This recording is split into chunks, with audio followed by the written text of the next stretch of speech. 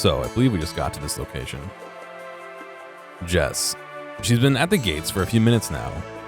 It's impossible to hear what they're saying from this distance. But finally, her calm composure cracks, and she yells at her impassive opponent. I'm not leaving my people out here to bake in the sun. Thank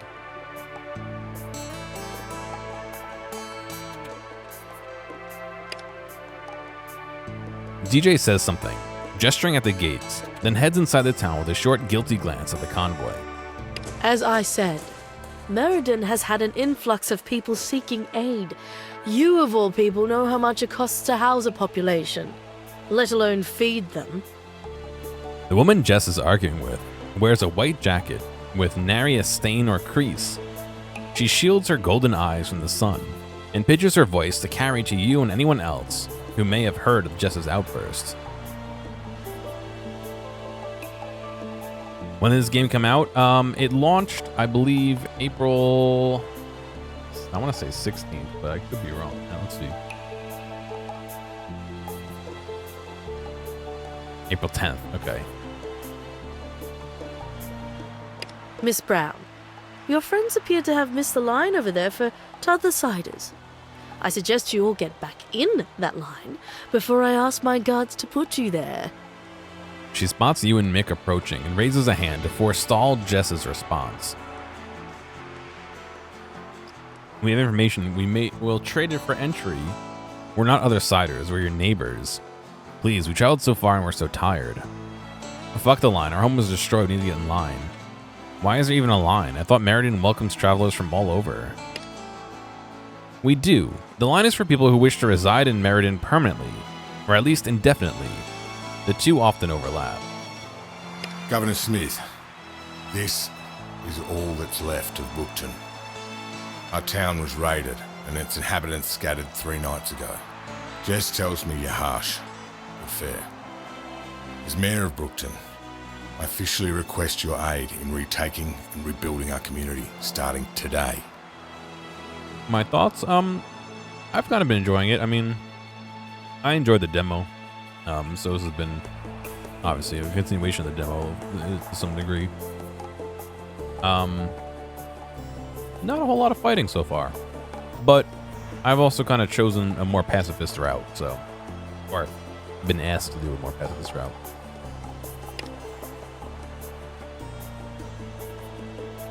The man at the head of the queue pipes up. Who cares? Westonia is under threat from forces with 10 times as much firepower as us.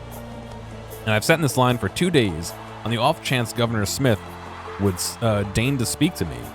Wait your turn like everyone else. Yeah, I mean... I would give more constructive criticism than not criticism if I had some. And like I said, I kind of agree with some of the reviews. There isn't as much fighting as I would like to see. However, I do know that they have put forward some like a roadmap of what they plan to do as far as that goes, and they have already increased the amount of fighting that's possible. So, you know, I mean, you make your own decision from what you're seeing and what you read, but I don't think that makes the game bad. I just think it's just a little bit of a goal for them to work towards, you know? Deign to speak to you, is it? Far be it for me to rupture such self-serving delusions by actually having a conversation with you. You feel like those expectations are set by what exists? You mean like other games? Yes, I agree. I think that, you know, other games in this genre and feeling do often have more fighting in them. And this at least the run I'm doing seems to focus a bit more on talking, but that's not a bad thing. It's just maybe different than what people expect, you know?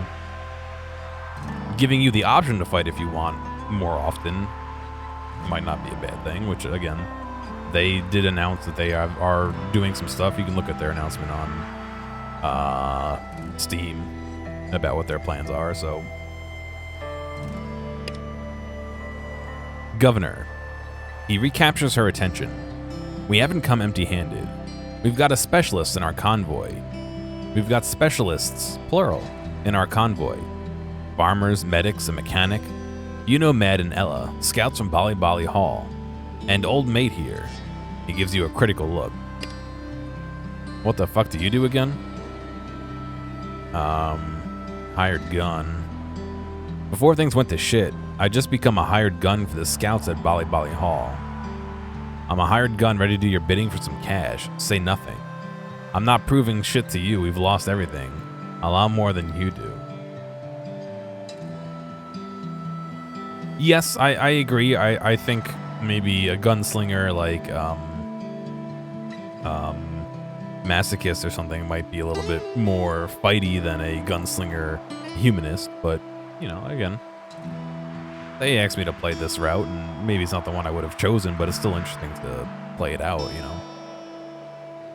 Before things went to shit, I'd just become a hired gun for the scouts at Bali Bali Hall. Anyone who's good enough to shoot, good enough of a shot to join the scouts will have a busy future ahead of them in Meriden. You hear him mutter, just make sure you keep your nose clean. She briefly scans the rest of your convoy, her expression unreadable. I must say, Mick, you have quite the group here. I can see why Jess was so adamant I let you in. She taps her finger on her chin. I'd love to help you, but there are plenty of others in this line with similar skills. What it comes down to is whether or not you can support yourselves without relying on handouts. If you can guarantee that you won't be a burden on our already strained economy, we could let you in. On a provisional basis, of course. He turns and shouts to the rest of the convoy. If anyone's got trade goods, now's the time to show them. And yeah, like I said, I mean, obviously if it's a sponsored stream, I'm going to be, again, maybe using constructive criticism rather than less constructive criticism, but honestly, I've been enjoying it so far. Maybe it's not the most combat-heavy game we've played recently, but it doesn't mean that's bad. We found a crashed plane on the way here, and we know Meriden checked it out too. Care to tell us what you brought back that was so heavy it took 2 men to lift? She lets out a high-pitched whistle for her guards to stand attention. I've heard enough. I'd be more than happy to continue this conversation inside.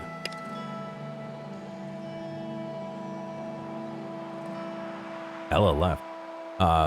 His voice is grateful, almost servile, but a savage sense of victory underlies his expression. Thank you so much, Governor Smith. I'm keen to begin our partnership. He gestures for the convoy to follow. Come on, you lot. Head held high, he leads the way inside Meriden's walls. Enter Meriden.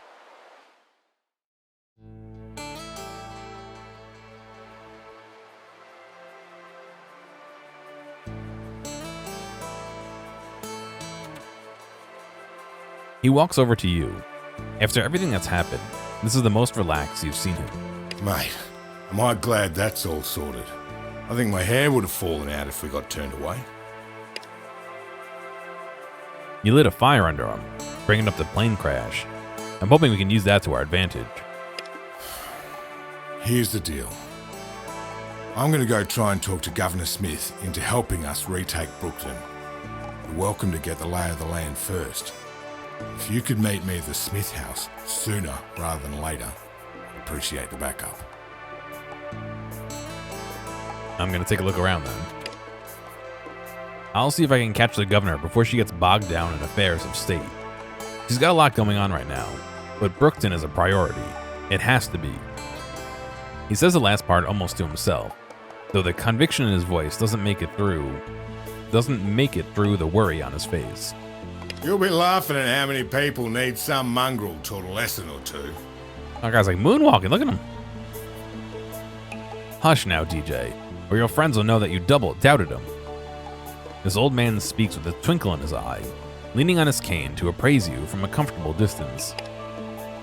You made it. He stares at you. I was sure Angela was going to keep you in that line out of spite. I used my charm on her. He glances at DJ. Somehow, I doubt that. He touches the brim of his hat. I'll see you in Corda then. Angela's obviously not going to give me the time of day. Stop by any time, even if you don't manage to find me. Yes, Kunk. He gives the old man gives you one last look, then shuffles away. Find what? Kunk asked me to find a treasure he lost in Meriden. He says it's not worth anything to anyone but him, even if it looks a bit swanky. Upmarket, expensive. He holds up a hand. One half the treasure is a black rectangle about the size of my palm.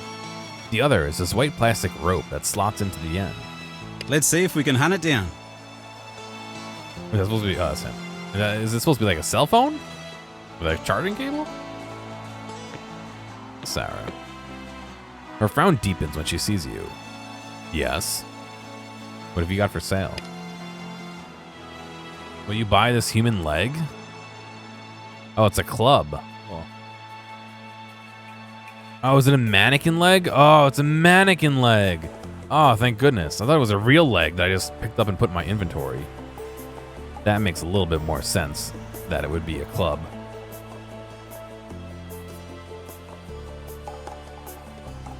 Sorry, I'm eating a Twizzler very slowly.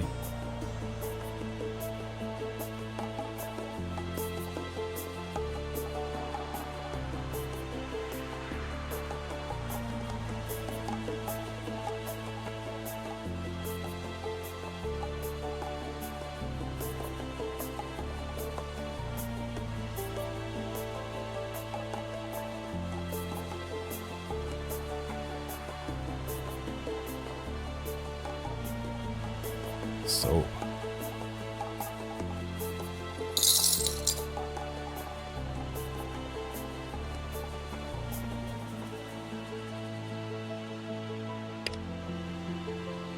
yeah, for the most part, it seems like it's pretty good.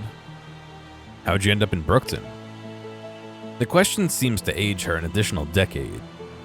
We thought it would be somewhere safe for John and I to live out our days. We've been lucky to reach the age we are, and we didn't want Sean to be stuck taking care of us when we couldn't take care of ourselves anymore. Bye.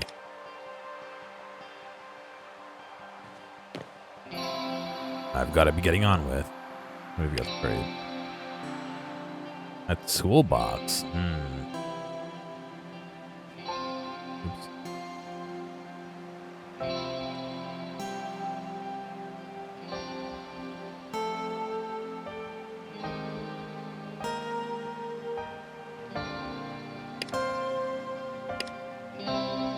How are you holding up?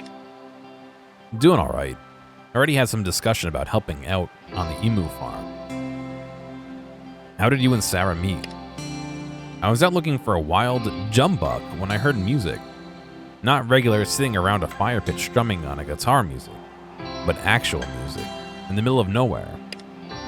It took me a few days to work up the nerve to get closer, but as I walked out up to the front door, that's when I heard her singing.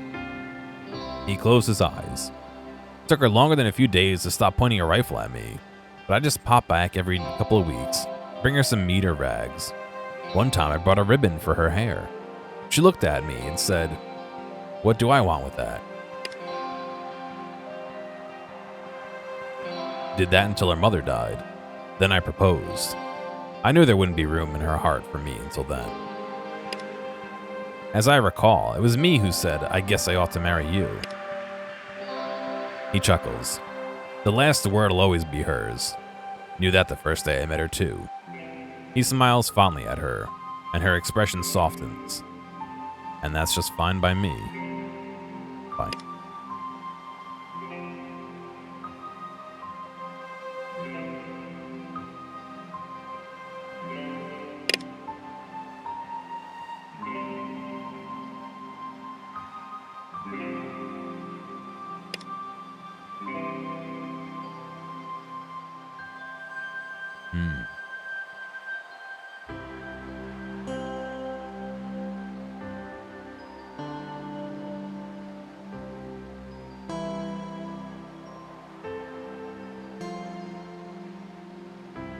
Swap that gun.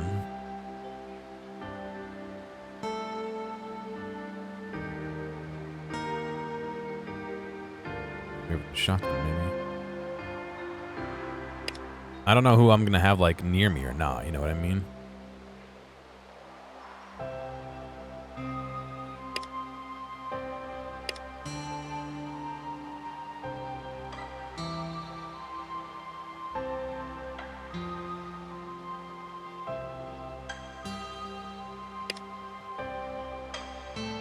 Nad's back.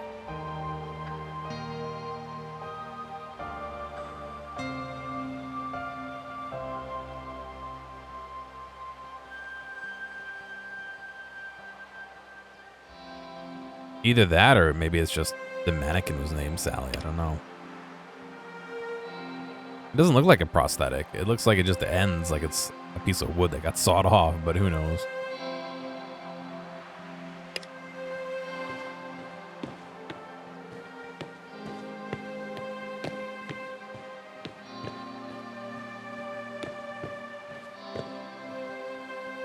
He's got meat cleavers and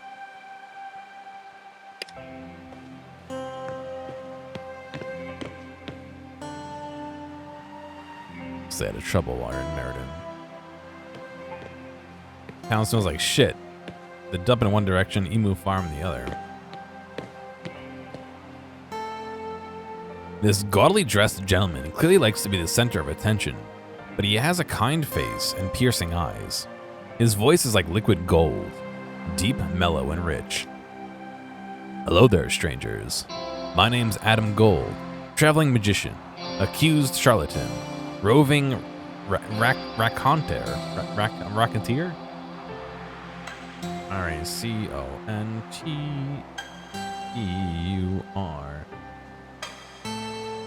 Raconteur.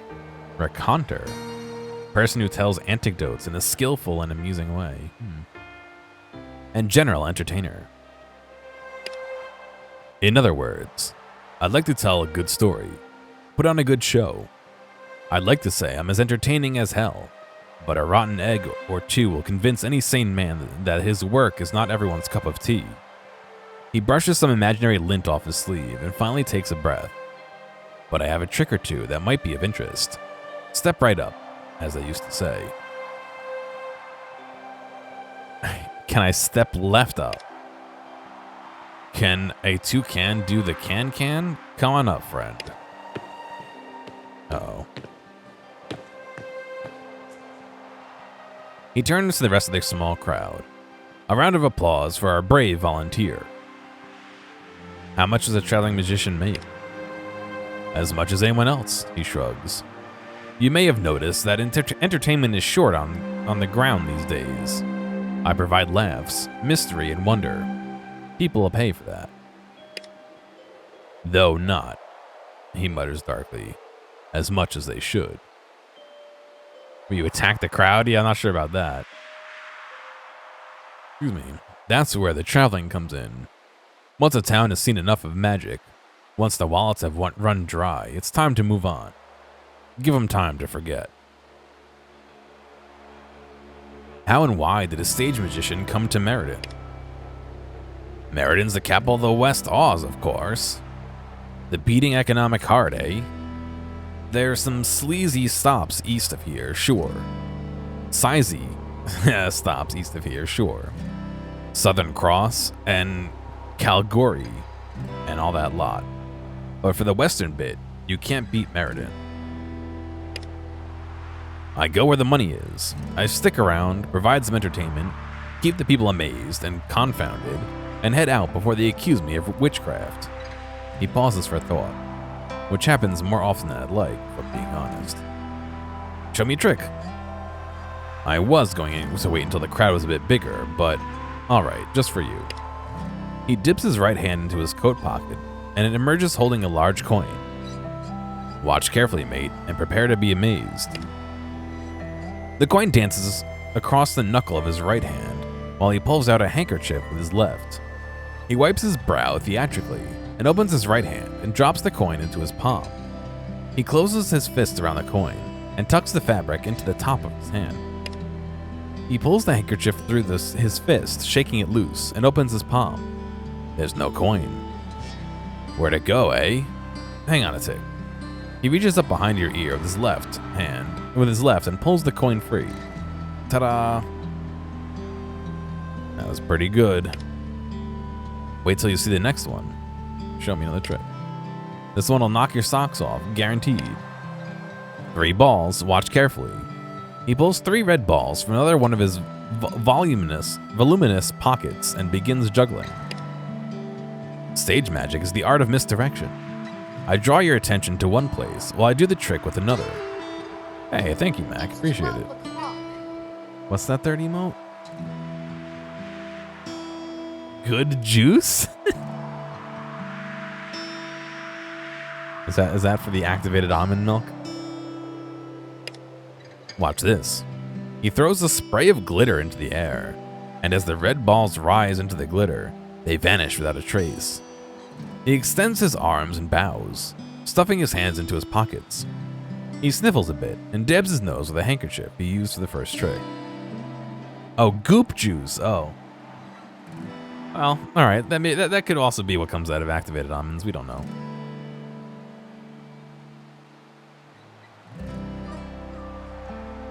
How would you do that?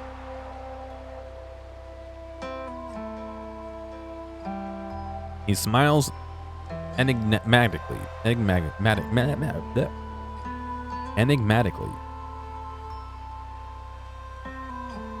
true master never reveals his secrets.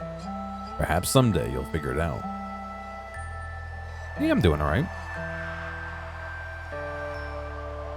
Eating a Twizzler, sorry. More tricks. He smiles regretfully. You'll have to wait for the real show. I'm planning to open it up after the election debate. For now, you're welcome to kick in some cash. I do need to eat, even if I am made of magic.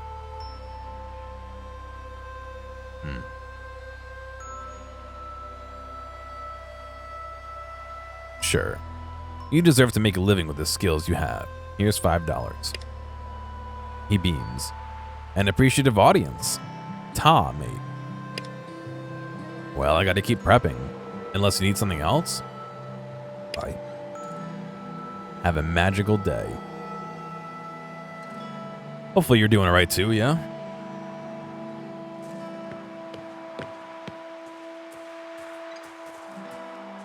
Is the garbage?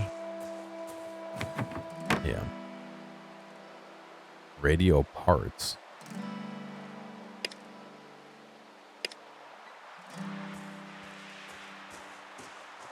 Hudson.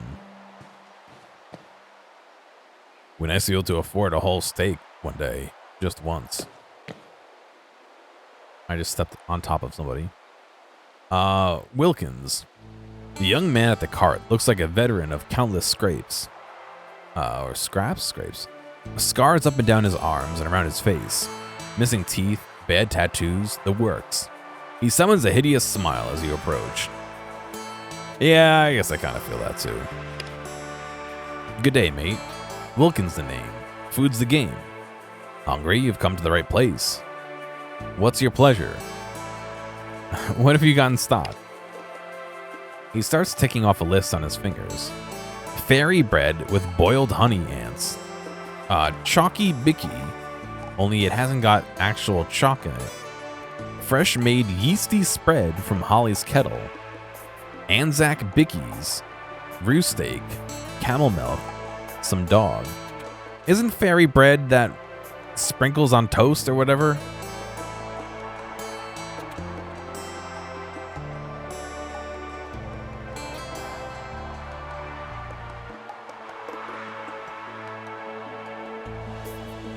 Yeah. Butter, it's buttered toast with sprinkles on it. Or, as this recipe says, hundreds and thousands, which apparently is the Australian term for sprinkles. Never tried it. Never tried it. Apparently it's awesome. It's literally toast with sprinkles on it. Every account I hear says it's amazing. I just don't see it.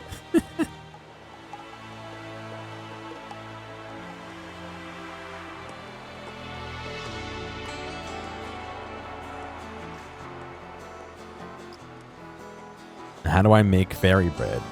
If you ask any Aussie, they will tell you that for an authentic Australian fairy bread experience, inexpensive grocery store sliced white bread is the only way to go. What you really need is fluffy white sandwich bread with a tight crumb.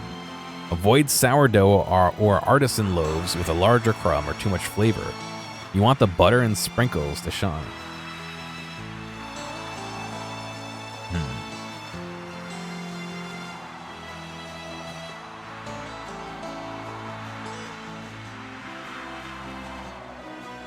I like how there's actual like instructions on this website on how to do this too. Here, this is thespruceeats.com that we're gonna look at. Gather materials. Use butter to coat bread. Put sprinkles on one side. Cut into triangles.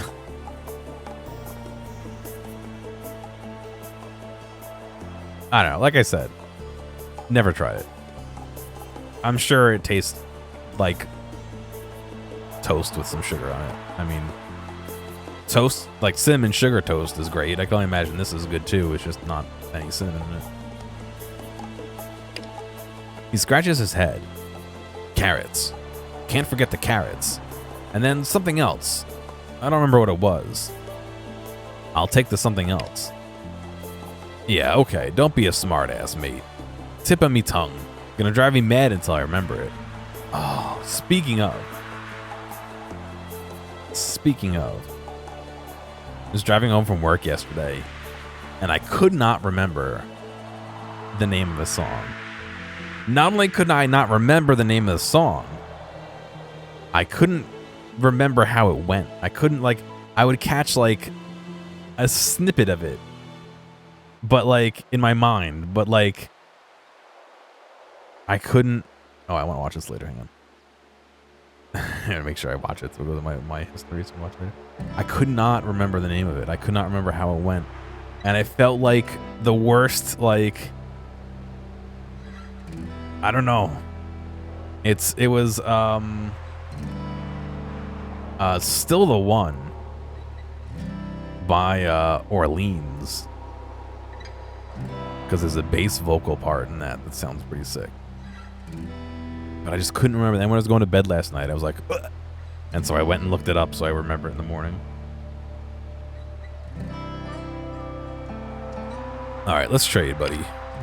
What does he have? He's got meat. He's got Walken's Lamingtons, a delicious treat and national treasure. It was a sponge cake dipped in chocolate and covered it with desiccated coconut. Now each region has their own spin depending on available ingredients. National Lamington Day is still observed on the 21st of July, so mark your calendar. Restores 5 HP. Not a huge coconut fan either. I don't see the fairy bread on here. Oh, here's a full radio. $80. There's the yeasty spread. Is that what I think it is? The real thing, albeit one of the most divisive objects in the Never Never. Yeah, that's what I thought it was. I've never tried that either. I don't think I've tried it. I feel like I would remember it if I did try it.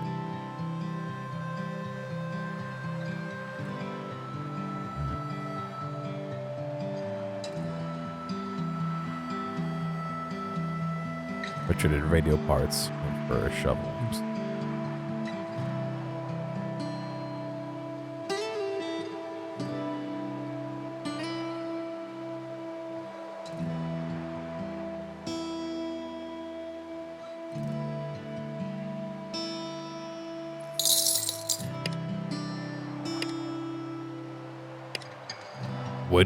What brought you to Meriden?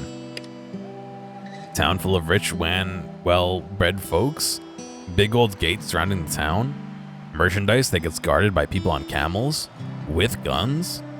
He seems especially excited about that last point. What's not to love? Like,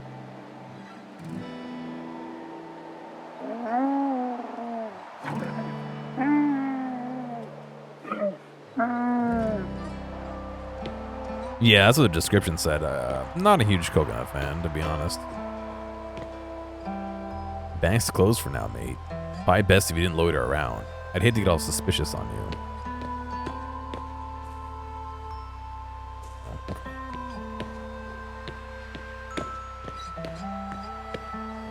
I'm not gonna get involved in that.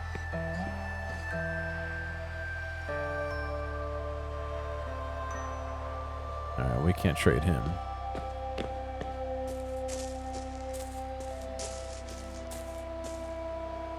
Jimmy, I don't know how to pronounce this. Nguyen? Is that how you say it? He tugs on the collar of his tartan shirt, whistling a slow, calming tune. He nods when he spots you. Good day, name's Ginny Nguyen. Here to see the water tower? Is that water tower yours? There's only 8 ways to pronounce it. Yeah, I'm sure.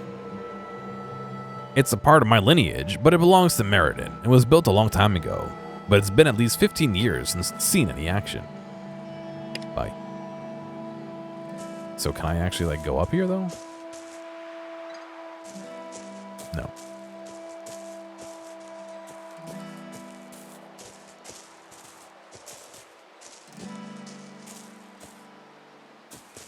Well, it's a little hard to ask a video game character how to pronounce their name.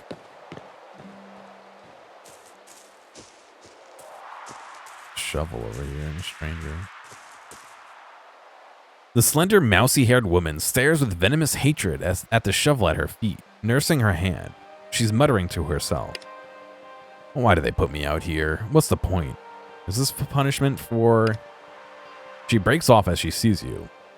Oh, I beg your pardon. I didn't see you there. How may I be of assistance?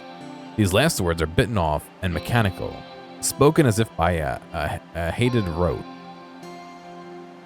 Who are you? She looks at you morosely. I've been told I'm not allowed to talk to strangers, especially if they don't know who I am. Jasper says good servants don't draw attention to themselves.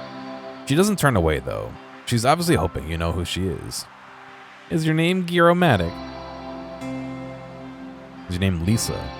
Is your name the one pronounced Noel but written JKMN?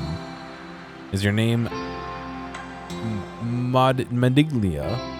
Is your name Kimbo? Nareen Darren Shaza? You can make a door password, yeah. Is your name that one pronounced Noel but pronounced JKMN? She pinches the bridge of her nose. Obviously not.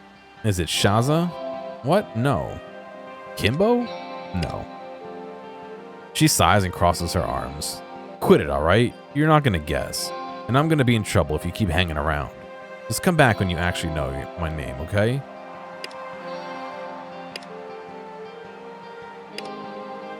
Well, shit. Thanks, Uzaka. That means a lot.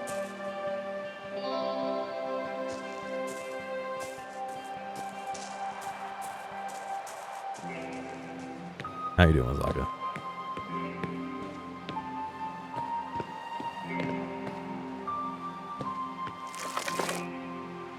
A small empty water bottle.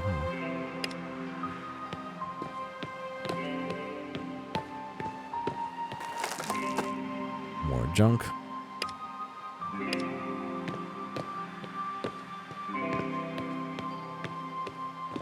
Looks like the way out of town over here.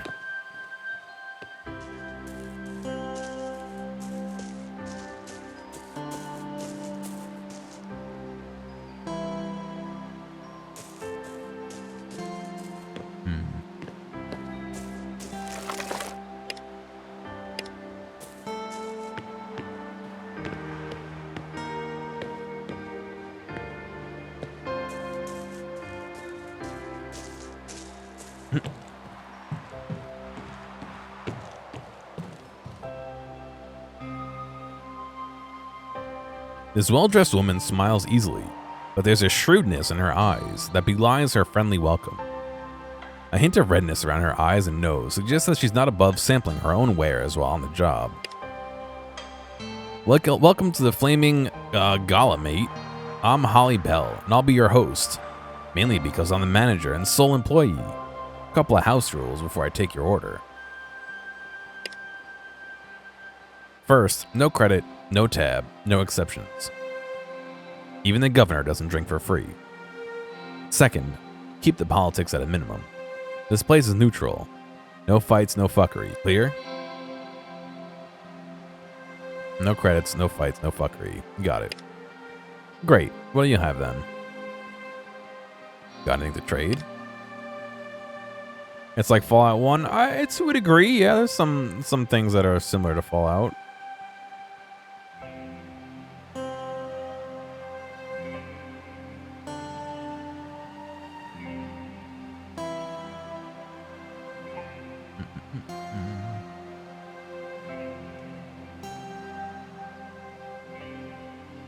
Just looking at some stuff real quick.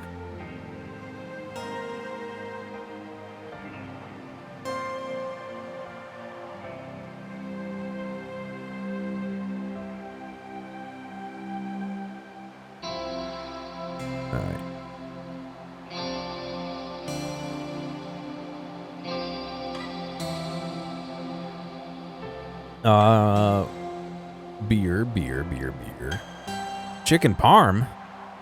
Whatever you call it. It's Bloody Good Tucker. Restores 15. Oh, dude, I want chicken parm, man. Just one. Lamingtons, beef pie, sausage roll, chicken pie, camel milk, water bottle, more chicken parm.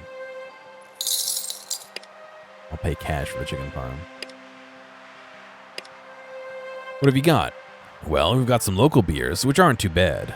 Terps, if you want to get shit-faced and don't care about living too much longer.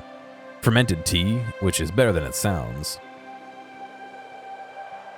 Got any news for me? Everyone's talking about the election and how some of the first indentured servants might be released from their contract soon. I stay out of all that. In this line of work, having an opinion's bad for business. Can't afford to piss off my customers. Still, lots more ciders than usual have been piling up outside. And oh, she lowers her voice and nods towards the shabbily dressed agitator from outside the walls. That sad sack from Estonia breezed in here, talking to anyone who would listen about how his city needs help. Like we don't have our own problems, just because we're smart enough to build walls that have lasted more than 20 years.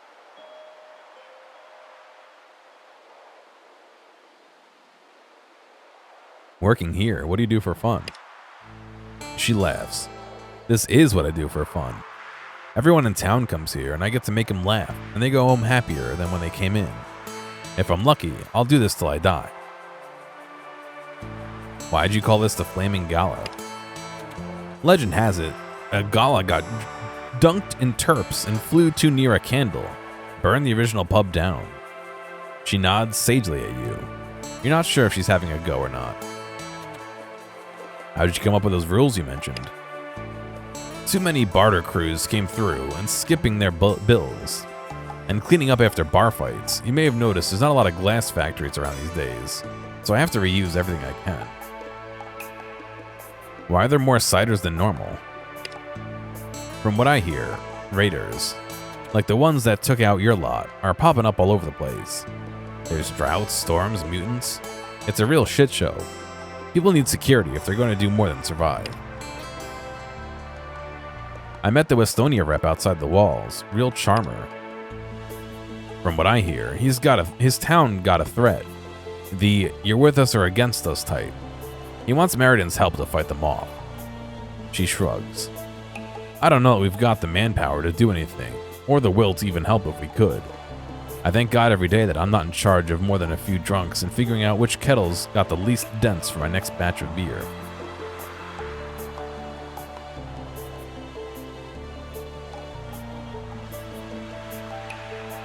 Mutants? Really? Yeah. You seen the wombats near the marketplace? She shakes her head. That's the baby. That's the baby mamas around here somewhere. Oh, that's the baby. Mama's around here somewhere. It's two separate sentences. Aimless, period. Bye. Talk to the guy at the bar here. This unkempt man is slouched next to the bar, turning his pint glass around between his hands. His eyes are rimmed with red, but he doesn't have the cloying smell of other drunks. His presence gives the impression of someone unwillingly displaced. He looks up and catches your eye. Well, look who it is. Miss Smith's favorite queue jumpers. He seems to fight some internal struggle before he turns to face you fully and folds out his hands. Connor McCabe, here from Westonia, trying to convince Meriden that maybe our town's worth saving. Mate, you sound like you know what's coming for us. Meriden has to help. Will you stand up with me and demand to be heard? I don't know what help I can be, but I'll do what I can. No one should be in the position you're in. Anything you can do will be a huge help. Deeply appreciated. He turns back to his drink, head down.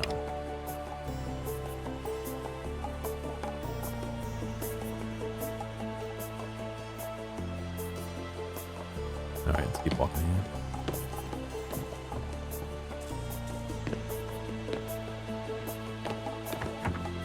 Some junk. A bunch of people. Get moving, mate. It's beer o'clock for me.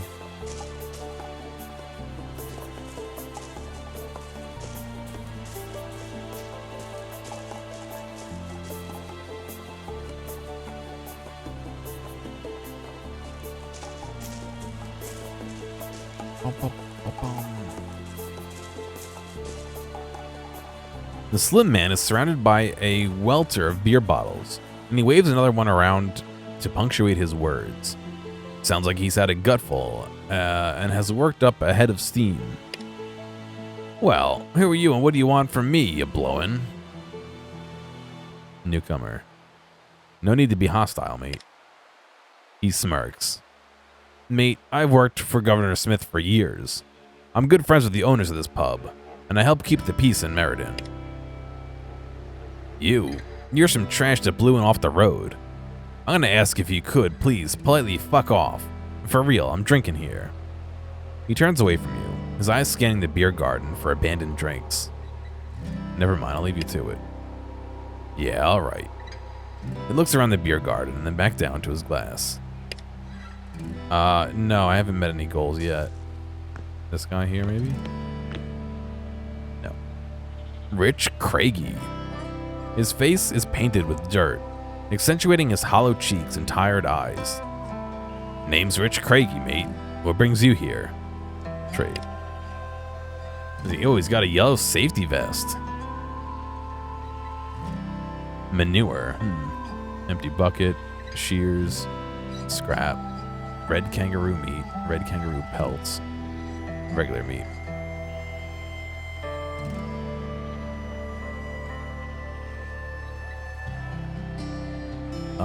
No.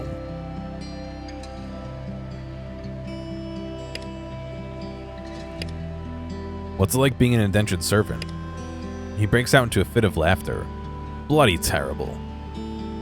What do you do around here? He gestured to the sheep grazing nearby. I take care of these buggers. I swear they shit more than they breathe. What'd you do before Meriden? I was a surveyor. Roamed West Oz with a map and my Tucker bag cat, Milo. Best years of my life, those were. His blissful smile droops. But Milo got sick, and all the medicine in the world couldn't save him. He shakily continues. Surveying wasn't just the same without my little boy, so I quit. He rubs his eyes. Milo was a good cat. I'm sorry about Milo. He gives you a thin smile. Thanks. It was hard burying him. But one day at a time, right?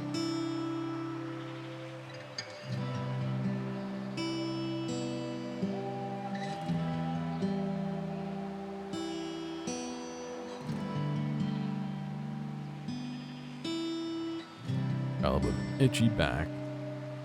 Bye.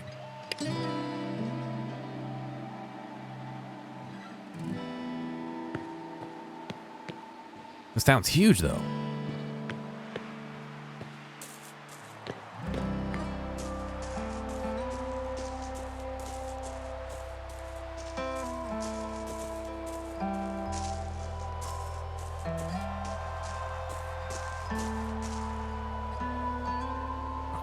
back here, apparently.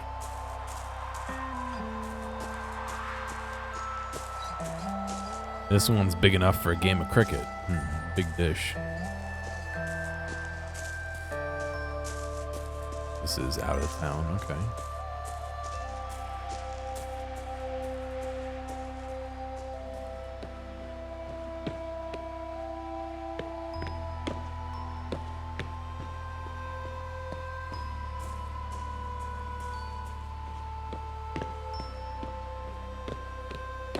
Let's keep looking here.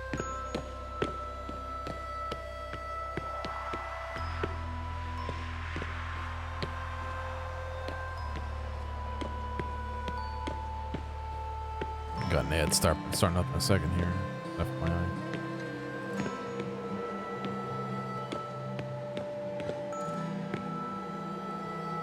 Better not kick these over unless you want to visit the monochrome blokes.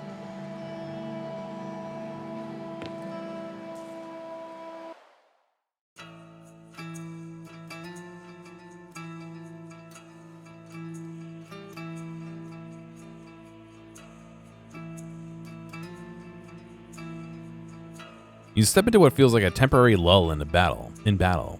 You note a line, hand-drawn, separating one half of the room from the other. Welcome to Hunters and Collectors, mate. I'm Hunter, and that bloke with the fine mustache is Call. What can I do for you? What can we do for you? He eyes Hunter while addressing you.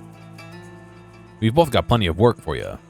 All you gotta do is promise you'll at least take a gander at the job board when you blow in with the dust. What's in it for me?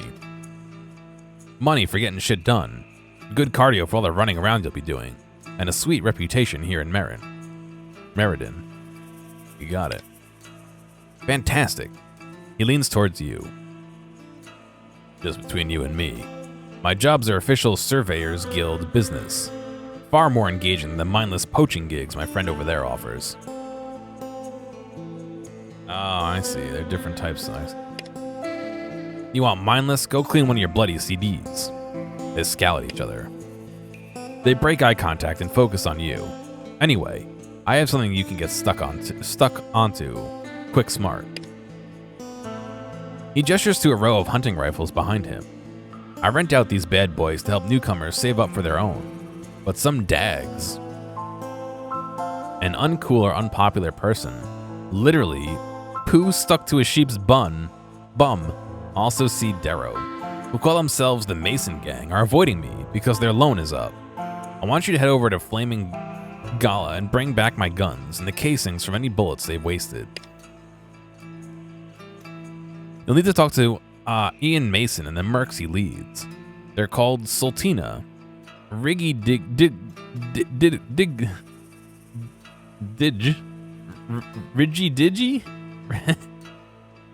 Digi, and Oki.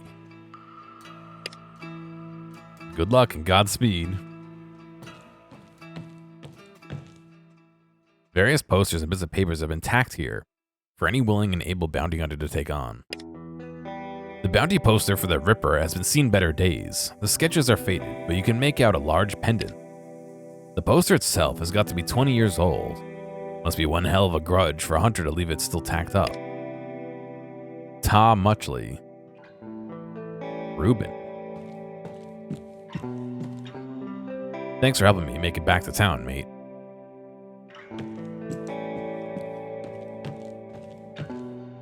He turns away from a bookcase stacked with old DVD cases and glass jars to greet you. Sorry about that. I get lost in my own world when I'm dusting these beauties. What do you do here? He smooths out his mustache. Well, on top of being Meriden's official rep for the Surveyors Guild, I'm a collector of memorabilia from before. Really? What kind of memorabilia? Oh, newspapers, music, fridge magnets, you name it. Knickknacks from before tell us what was in vogue back then. It shows us what people valued, what they enjoyed, and what the world used to look like. He shrugs. I like to connect with history. Remember those who died in the bombings. Do you and Hunter argue a lot? He calls out to Hunter. Hey, Hunter, this one here thinks we argue. Hunter laughs. We like to poke fun at each other, sure, but we don't argue. We're best mates. Always have been, always will. Huh, what have you got for sale? He's got hats. I could be Indiana Jones. An opal. Gold nugget. Scrap. Cream Outback hat. But it's $1,500. There's no way I have enough for that.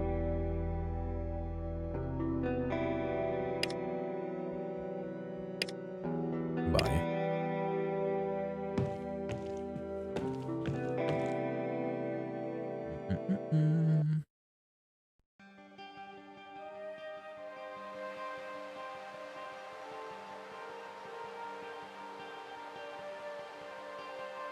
All right, well, we can go follow up about the guns, I guess. I don't know if that'll... Maybe I should wait until after I talk to the mayor before I do that.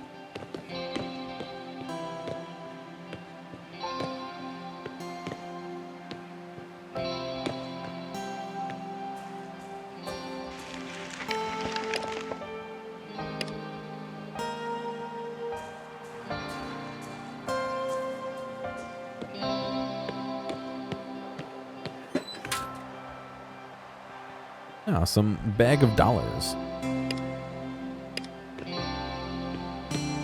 Just chilling here. A free bag of dollars, you know. It happens sometimes.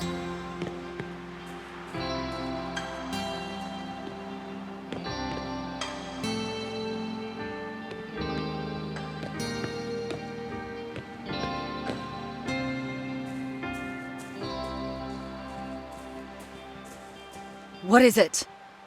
She looks at you with a poorly concealed impatience.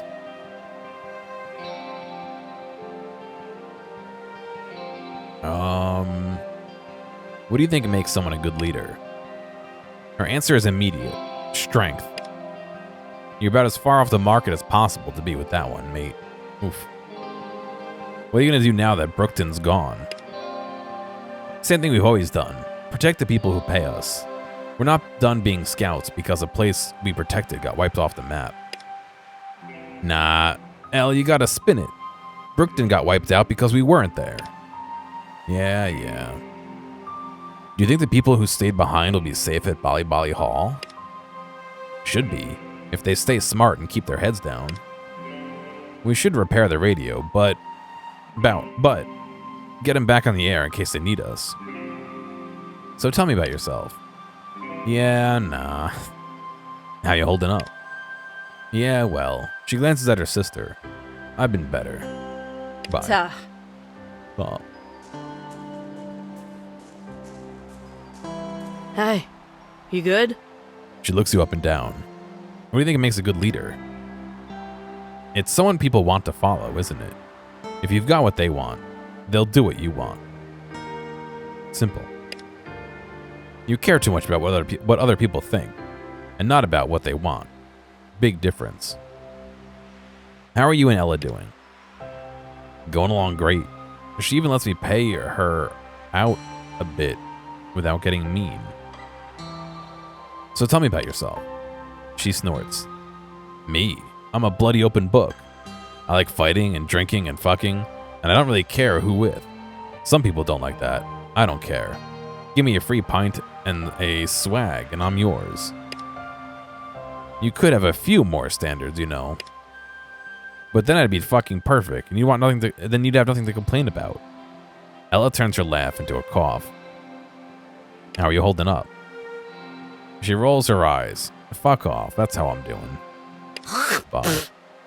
Oh, how delightful.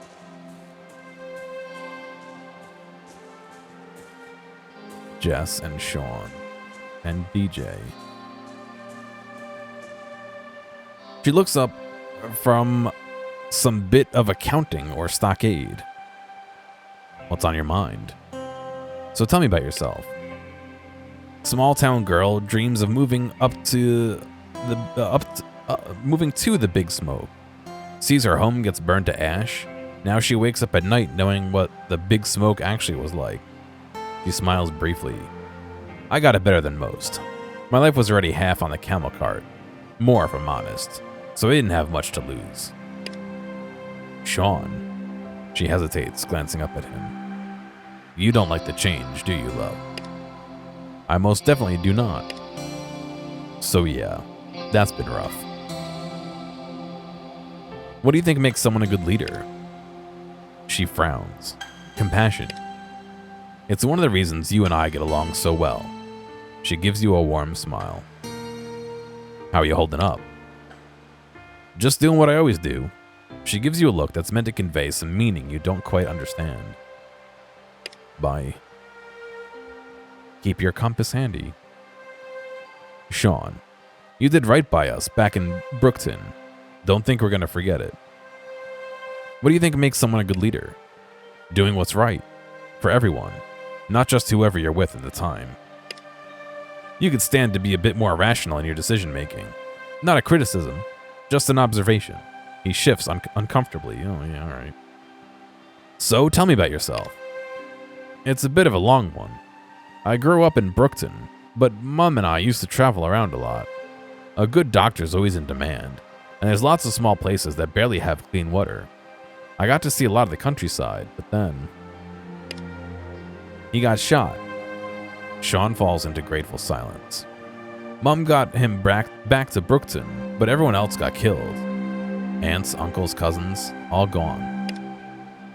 Anyway, you get the picture. It's not a unique tragedy. It's just mine. How are you holding up? He sighs. How about we just give each other some space, huh? Not like we need to be living in each other's pockets all the time. All right, talk to you later, Sean. Yeah, at least we're behind walls again. That's a relief. What's wrong now? His jaw tenses you as you approach. Won't your elders want you back in Corda soon? They all took an arrow to the knee, yeah.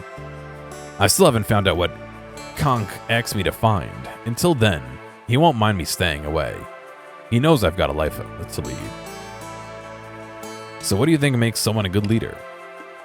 Knowing your values and sticking to them, and treating people with respect, of course. I reckon you could take a hard look at yourself, eh? Why is everyone so mean? So tell me about yourself. I grew up on the coast, south of here, and it kind of took me a while to see that the people I was living with weren't so good for me. One day, I'd had enough, and I just started walking. Took jobs as I went, but I didn't really know where I was going. Someplace better, I hoped. Then I ran into, I don't know how to say this. Nigma. I don't know, Nagma? And he introduced me to Konk, Koya. Hired gun. My parents mistreated me too. It's a special kind of pain, isn't it? He's quiet for a moment. It never really goes away. It's like static, always there under the music of the life you're trying to build for yourself, away from them. Konk saved my life.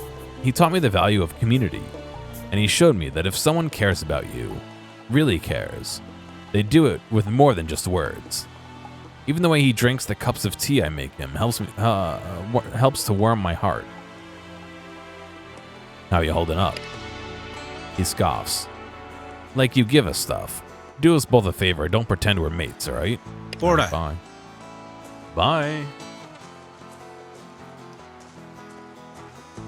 Oh, a cat.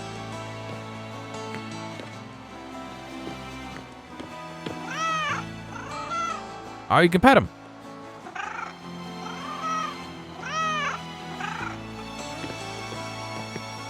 Where's Rachel? She wanted to pet the cat. Hello, love. Happy to see you. What do you do? I help things grow. Gardens, communities, opportunities, and of course, my daughter. She beams at Jess. She's turned out just right, don't you think? Bye.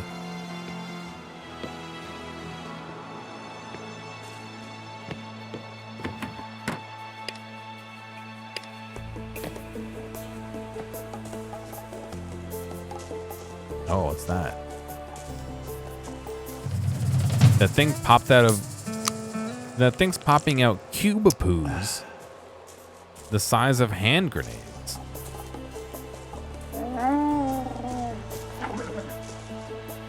What's a cube poo?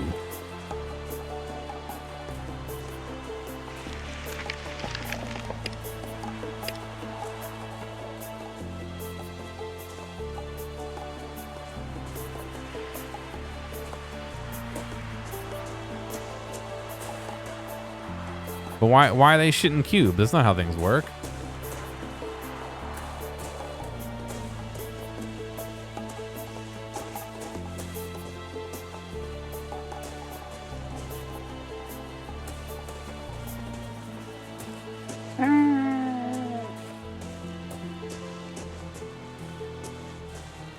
Must be the air. Oh, I see.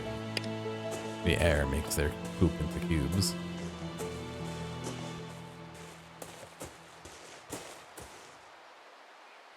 The camp stretches off into the distance, tents blending in with the haze of red dust kicked up by the restless wind.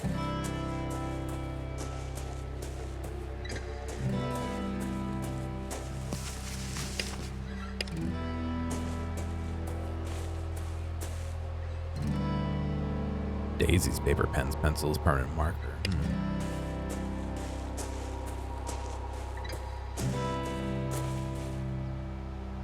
Claire. Her eyes warm when she sees you. Name's Claire. Don't think I ever introduced myself. I wanted to thank you back for what you did at Key Road. Will and I are doing all we can to make use of the future you gave us. Oh, this is the kid who killed his dad. I'm sorry about your husband. Her smile drops for a moment. Thank you. Greg would be at peace knowing we made it to Meriden. Bye. Will. He rubs his arm. I don't know if you remember me, but I wanted to apologize for pointing a gun at you back then. You saved my life. I know that now. Let me see what you have in stock, kid. What are you selling?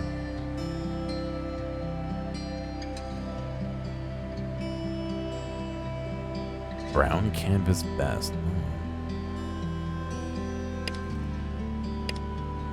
Bye.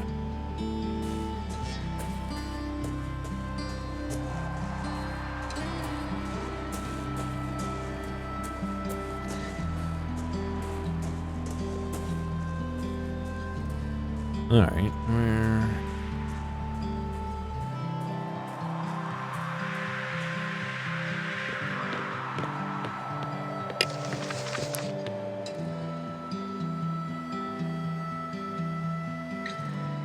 Outside the governor's headquarters.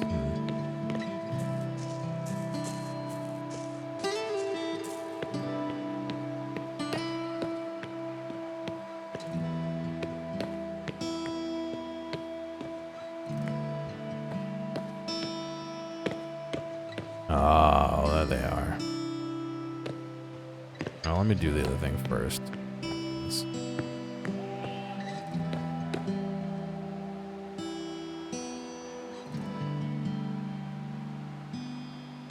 What I need to find is where is the headquarters. You know what I mean?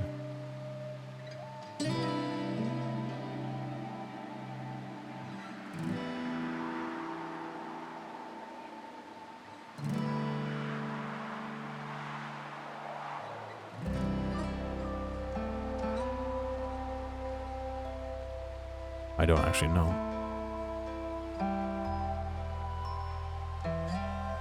No. That's not him, is it?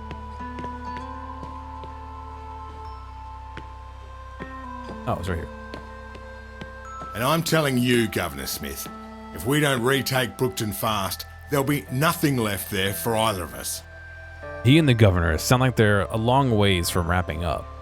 While the conversation lacks in friendliness, it more than makes up for in one-upping. She shakes her head. As I have repeatedly said, I can't afford to spare anyone to help your rebuilding efforts at this time. No matter how big, or in your case, small. Especially if the raiders are more spirited in their attacks than usual. She pauses upon seeing you, her frustrating easing. That is, unless... Fine, I'll bite. Unless what? She looks between you and Mick. I believe your lackey here could assist me with something. With your permission, of course. Sure, Mick and I can spare a few to see about helping you out. Sure, I can give you a hand. Fine, but if you don't return the favor, there's a fee. Lackey. Mick, did you call me that? Say nothing. He crosses his arms, radiating stubbornness. And might I ask why you think that, Governor? He's quite the blabbermouth, spouting nonsense about Meriden and that plane crash. But I see potential in that honesty. He craves answers, just like I do. Say nothing still. But most importantly, you both owe me, so I don't think you're in any position to refuse. He frowns. Borrow away then.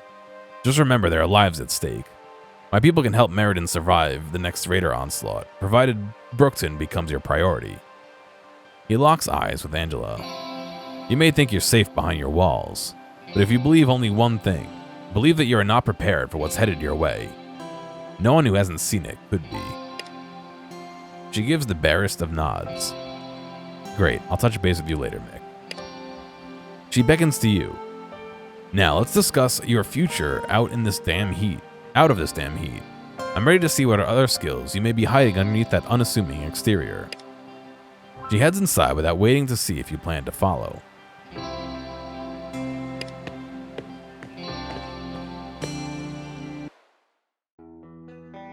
Yeah, what are we going in the AC? That sounds good.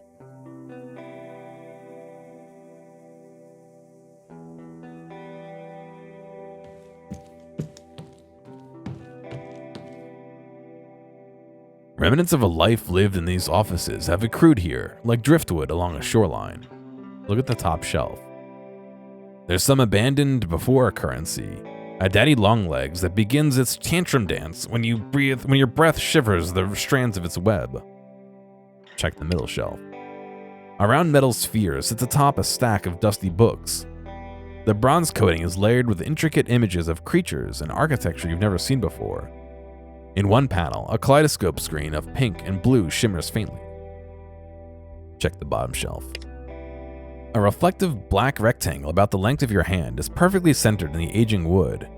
It looks like it was placed with precision, although what its purpose for is unclear. What's that black thing, Angela? She looks up from her pages. It was given to me by my grandmother. She said it contained the key to unlock a man's heart. She smiles faintly. Smith women typically need no help in that regard.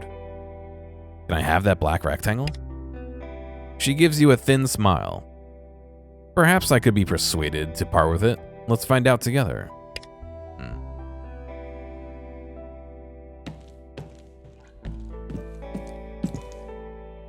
Thanks for coming, Brookton. No need to sit. She consciously gives you her full attention. You have a feeling this doesn't happen often to many people. As you can tell, I have a few things on my mind besides cleaning up after a town that's already been razed to the ground, so I'll make this quick. The election for the next governor of Meriden is approaching. As the incumbent, I intend to win that election and retain my position. Only competition is Malcolm Hogan, a weak-willed imbecile with a penchant for rabble-rousing, so I'm confident in my success. But I leave nothing to chance. She gestures at you. I'll let you cut through the red tape keeping you out of Meriden because I see a way to solve all our problems at the same time. All you have to do is tell the leader of each house that you are under my employ to assist them however they see fit. In return, once I'm elected, I'll divert what help I can towards Brookton. Interested? She intertwines her fingers, rubbing a thumb absent-mindedly over her skin. I'd like to know more about the houses first. And I'd like to let you know whether you're I'd like you to let me know whether you're going to help me or not before I waste any more of my time on questions the residents of Meriden is qualified to offer. Any resident of Meriden is qualified to offer. Sure, I'll help. Better the devil you know, right? Oh, Brookton. She gives you a surprisingly charming smile. You have no idea. I'll need you to speak to Jasper of House Menzies and Jimmy of House Newen. That should be all you need. Come back when you've done your bit to assist them, and more importantly, me. She glances to the side, and you notice a dartboard with what seems to be a hand-drawn caricature in the center of it. Alright, well, I guess that explains what we gotta do. Some dreams are too wild to be tamed. Is that a guy riding kangaroos?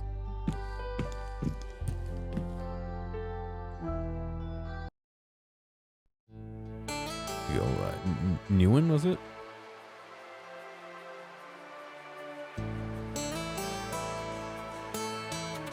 Malcolm Hogan. Mate, how are you? I don't believe we've been properly introduced. Name's Hogan. Malcolm Hogan. Of, you guessed it, the incomparable House Hogan. This beefy man has the air of the perpetually aggrieved. His horrid face is sour and sweaty, and his waxed mustache droops in the heat. He gives the impression of holding on to some personal standard of presentation completely at odds with the environment in which he finds himself. I've got a job that needs doing. I heard you're arguing with Smith and Menzies at the gate, and you seem like a resourceful lot. But what I'm really looking for is a discretion. Sure. What do you want me to do? Well, our dear Governor Angela hauled up something precious from that plane. Her guards drove straight to the bank, kicked everyone out, and won't let anyone in. Not even me. Whatever it is, it's important enough that she hijacked the bank's vault, stopping everyday residents from adding to or accessing their savings. As concerned by bystanders, naturally, it behooves us to investigate.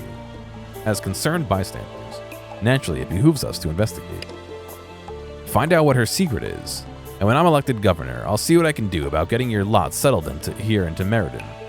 He seems rushed. Do we have a deal?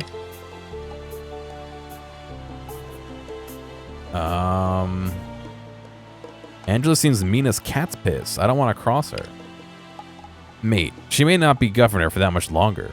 There's an election coming up, and you definitely want to be in her good books, in the good books of Meriden's soon-to-be new leadership, me. What do you say? How would you help us settle in? Why don't you ask the people camped outside why they want to come in? Guarded walls, water, working economy, and opportunities for enterprising folk. We've got it all. Of course, you also don't have that many other options, do you? There's an unattractive glint in his eye as he sizes you up. I heard enough to know Angela wasn't happy about what you found out, which means you're real good at getting your hands dirty. Add it all up, I'd say my deal's about the best you're gonna get. Mick's looking to rebuild Brookton, not settle here. Would you help us with that? He takes a moment. Sure. If I'm in charge, I can do anything for you lot. How do I know you'd keep your end of your bargain? The indignant astonishment that ripples across his face is something to behold. I'm Malcolm fucking Hogan, mate. My word is my bond. Ask anyone. Maybe later. This offer is good for limited time, mate. You change your mind, you can find me at the Flaming Gala. I do want to find out what's in the vault, but seems like that's not happening today.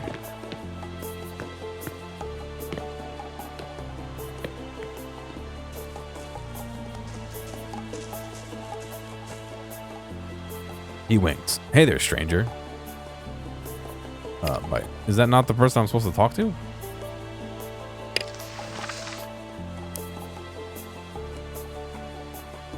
Jimmy and Anna outside of the house. That's him. Where's Anna?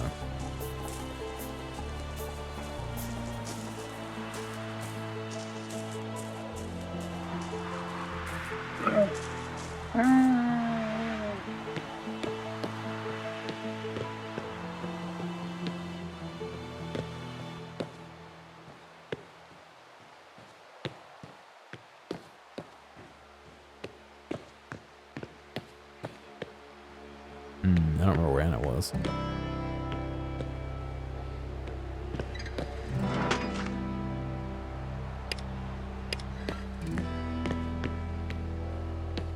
gotta do this, right?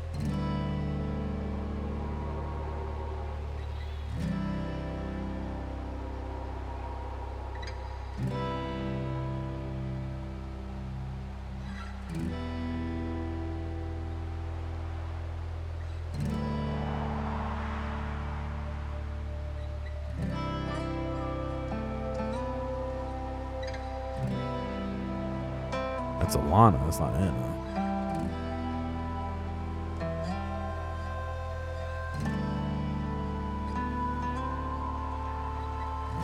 Oh, there she is.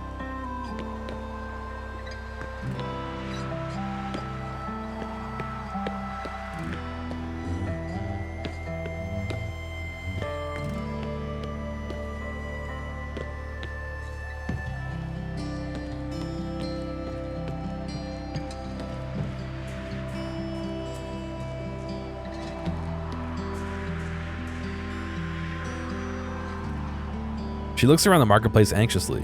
She spots you and puts on a tired smile. Sorry, did you need something from House Nugan? I'm Anna, Jimmy's wife. What do you do? She gestures to the house behind her. I'm usually knee-deep in paperwork, managing our water business. We've been doing fractions since I was an ankle biter. Oh, I've been doing fractions since I was an ankle biter. So Jimmy was more than happy to have me work with the numbers while he did all the talking. How'd you and Jimmy meet? She laughs wistfully. Before I settled down in Meriden, I was the brains behind a barter crew operation up north. I had to travel to Meriden one time to settle some trade disputes we had, and I met Jimmy at the gala. He wasn't a part of any dispute, mind you. I just thought he was hot. We tried long distance for a time, but it was hard, you know?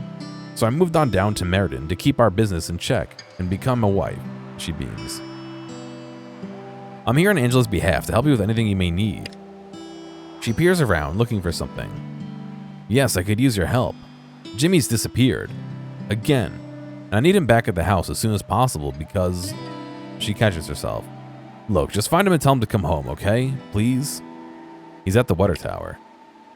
She raises an eyebrow. Of course he is. Can you let him know to come home? Is everything okay? You seem frustrated. I appreciate your concern, but I'm not comfortable discussing that with you. Alright, bye. Jimmy, what are you doing over here, buddy?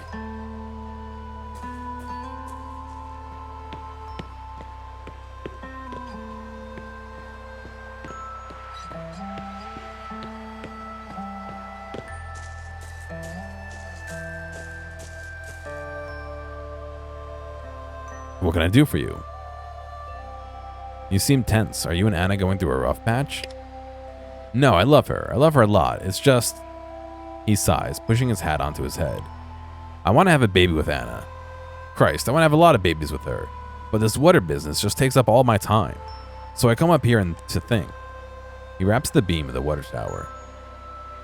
Anna sent me to find you. She wants you to come home. Now? His shoulders tense, and he puts a hand to his forehead. The doctor said she needs to rest. At least she didn't go scouring Meriden herself. He gives you a weak smile. Cheers, I'll go see her soon. Bye. Tell Anna I'll be home in a jiffy.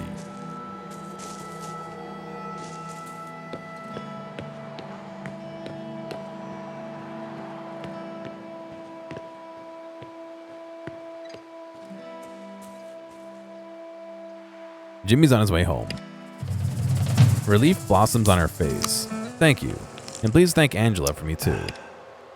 Interesting, that was a very easy quest then. Jasper Menzies. Let's find them.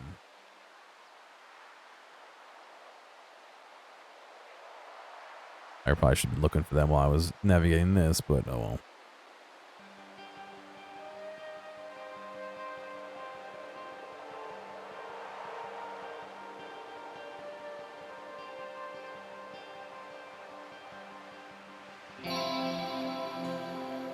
Like I was like, yeah, I'll be home soon, and then there's nothing.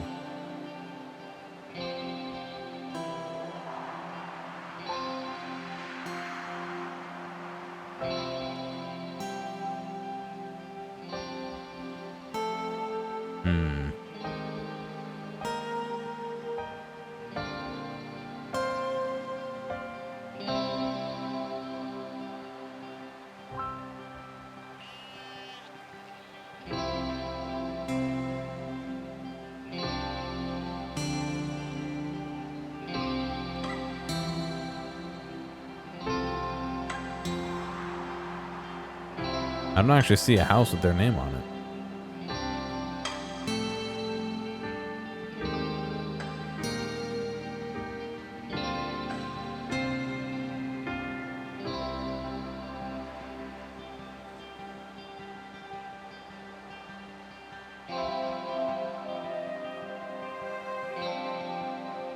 Let's see if we go back to the governor's place. Maybe I can ask inside where they are.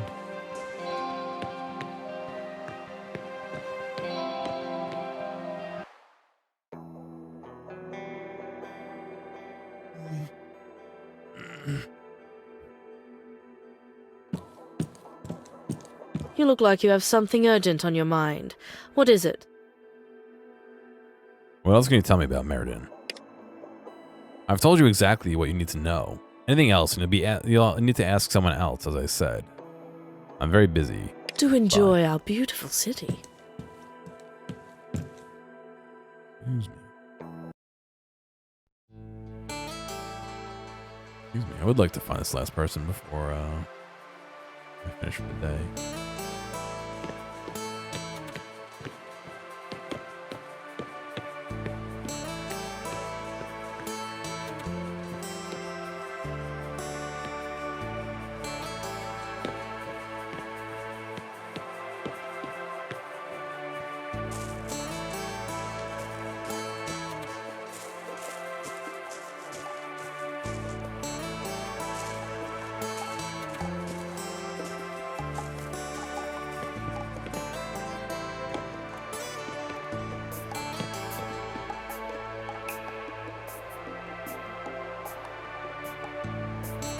Are they Jasper?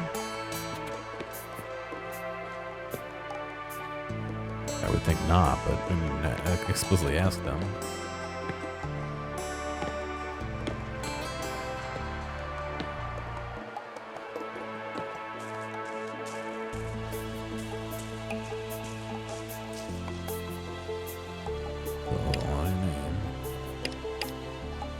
Alright, well, nope, they're not.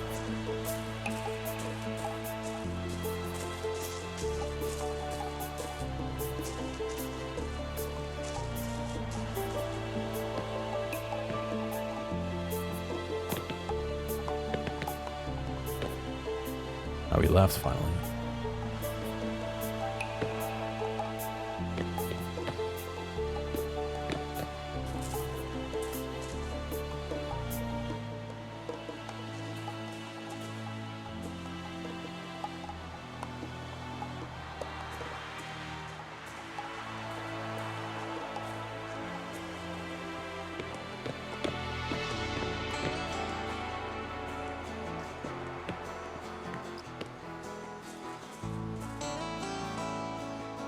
Bye.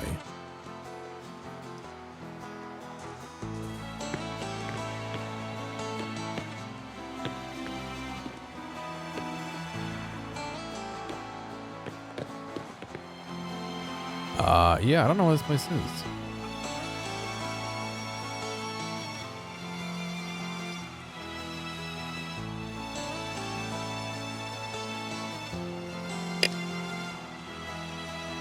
That shows an elevated view. Okay. There's the Menzies house. Okay, I guess there's not out in front.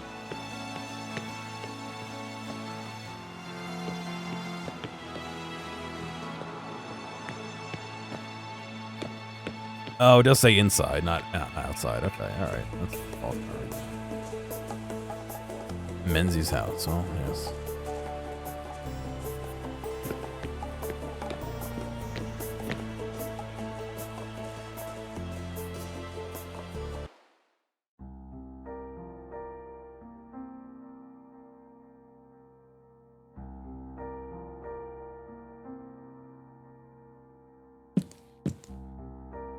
Yes, so much to count, so little time.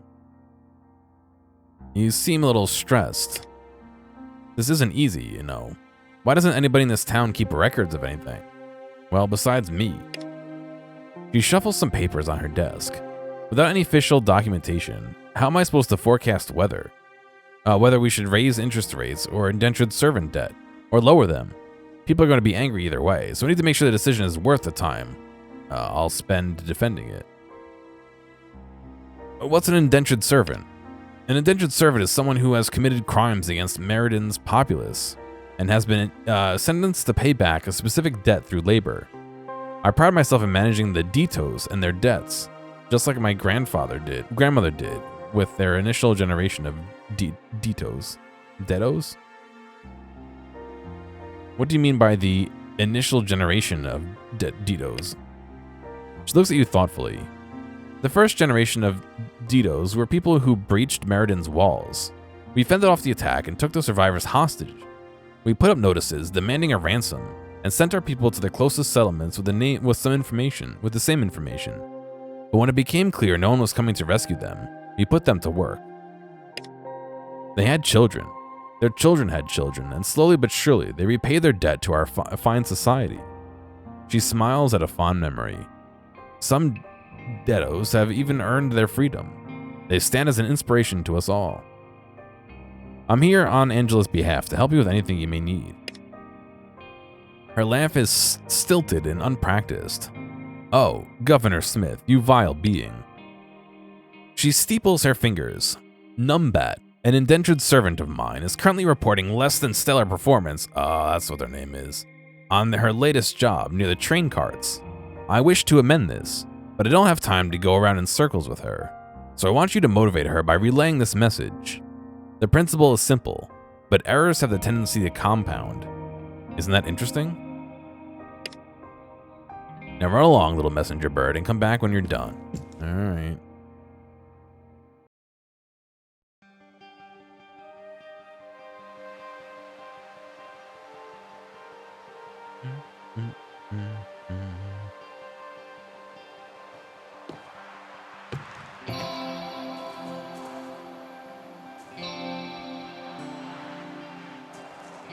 All right, let's run over there real quick.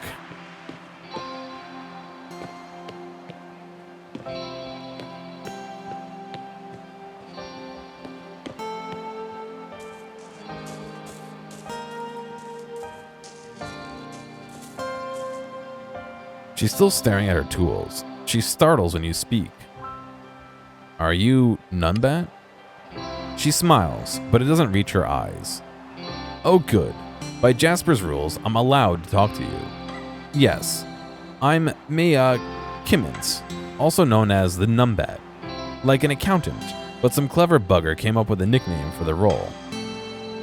Of a person, a bastard, of an action to do it poorly. Something about numbers and wombats, I'm guessing. Thinking about it made my brain hurt. Anyway, I worked at the bank. Me and my family have been indentured servants in Meriden all my life. I was raised for the bank job and thought I'd keep doing it when I earned my freedom, but I guess that's just wishful thinking after all. She sounds incredulous, as if she can't believe the words leaving her own mouth. What are you doing here? She barks out a bitter laugh. I don't know, digging a hole? Moving coal? They didn't deign to tell me, so I have no right to ask. My parents taught me how to handle the books, and all my life I've helped keep track of everything.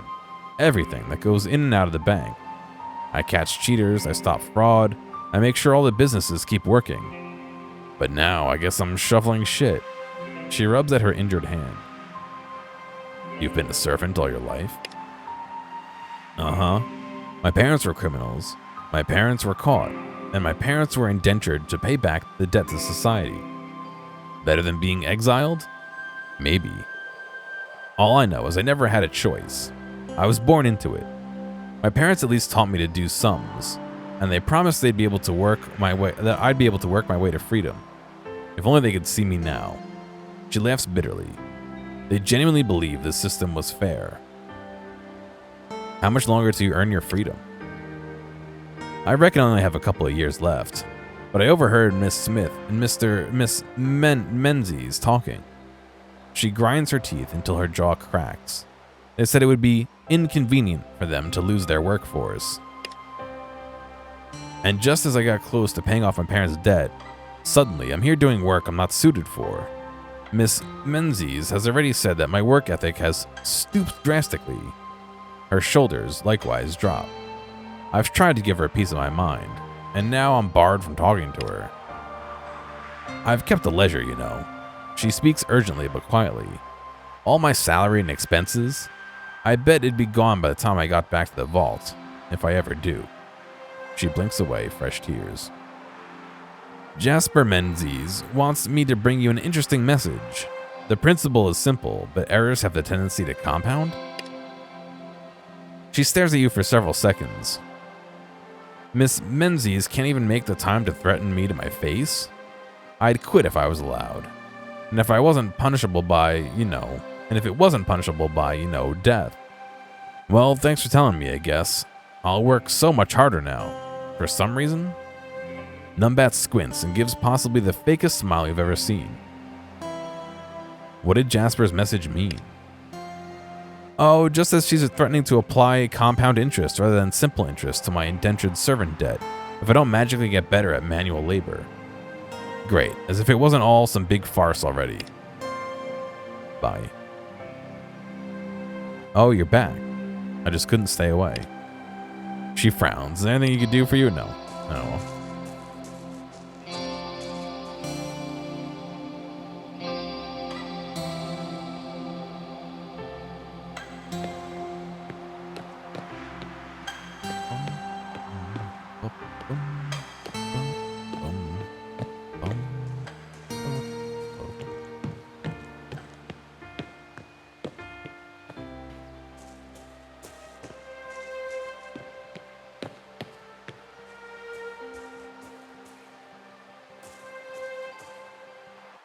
Alright, let's go tell her that we delivered the message.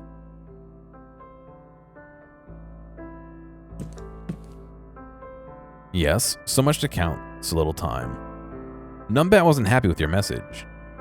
She clicks her tongue, unimpressed. Numbat should be grateful I spoke to her before I laid out proper punishment. But no matter. My precious time has been recovered. Do thank Governor Smith for tasking you with checking in on me. Bye.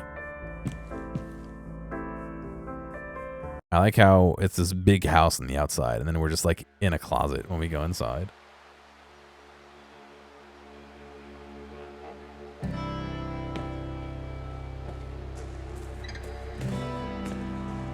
Over here. Nope, that's not it. Over here.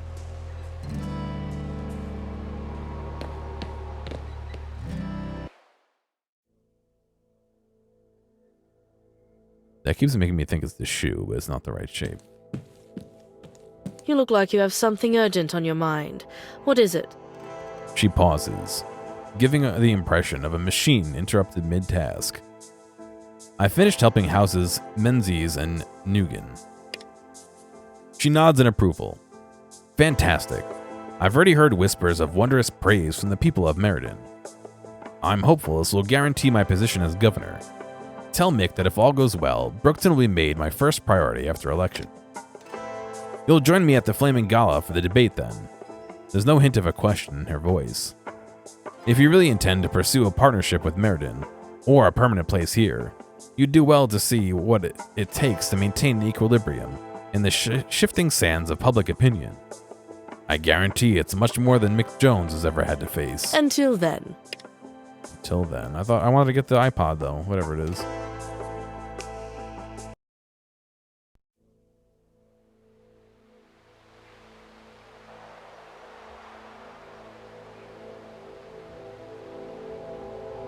Connor McCabe. He's in the middle of an impassionate plea. It doesn't seem to be going well. Westonia itself is at stake. We need Meriden's help right now, or everyone there will die. As one of our closest allies in trade, of course we don't want Westonia to fall, but you requested we send over hundreds of people to follow you into the flames? It's just not feasible. Even Malcolm would have difficulties justifying such a preposterous task, especially when it would leave Meriden practically defenseless. Practically defenseless?